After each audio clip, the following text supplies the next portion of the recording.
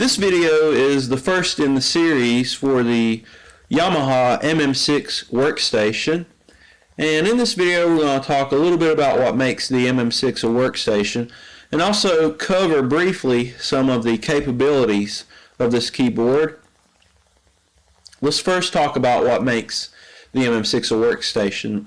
With a lot of traditional workstations, you're going to notice that you have the ability to select many different sounds to play, and you of course can do this with the MM6 by selecting the categories here and then scrolling through the different sounds if you wanted to.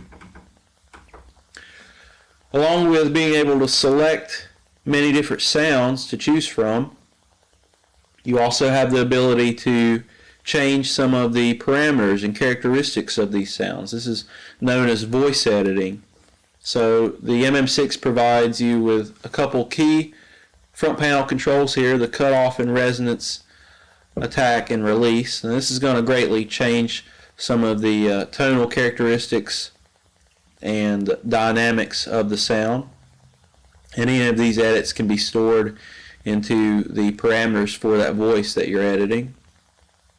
Along with these type parameters, you also have the ability to go into some of the submenus here, and you can change some of the effects settings for each of the sounds. So for instance, let's say you have a clean guitar sound, you wanted to add a little bit more reverb to it, you could dial into the reverb send levels and change those if you wanted to. Another thing that makes a keyboard workstation a workstation is the fact that they have sequencers built in, and a sequencer is where you're going to be able to record in the notes that you play into the individual tracks and then play these back.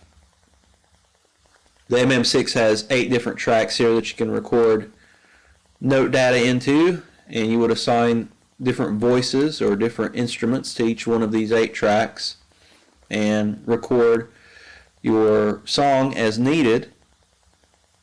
Along with the ability to record in notes that you play in through the keyboard, you also have the ability to record in some pattern playbacks, and this is with the use of the pattern controls over here to the left. You'll notice that there's A, B, C, and D. This controls different sections, so you can switch up which patterns or the playback of the patterns that you're working with during your song play to give it a more realistic drum patterns or accompaniment.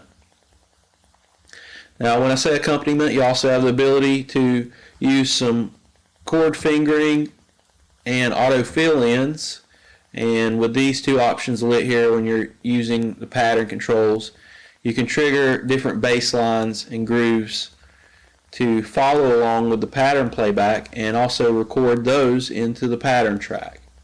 So you can really very easily and quickly put together a song and store this. Now you have a lot of different ways to store these. You can store these internally via user banks. You can also send and receive data via the USB connections on the back panel here. USB port also doubles as a connection to be used with some digital audio workstation software, where you can use the MM6 as a MIDI controller.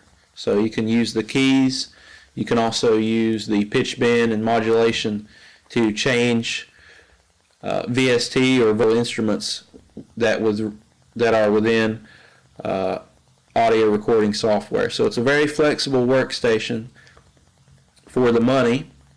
It has a limited amount of features compared to the high-end workstations or the flagship class workstations, but there is still quite a bit of options here that can be covered and more easily explained via some video tutorials.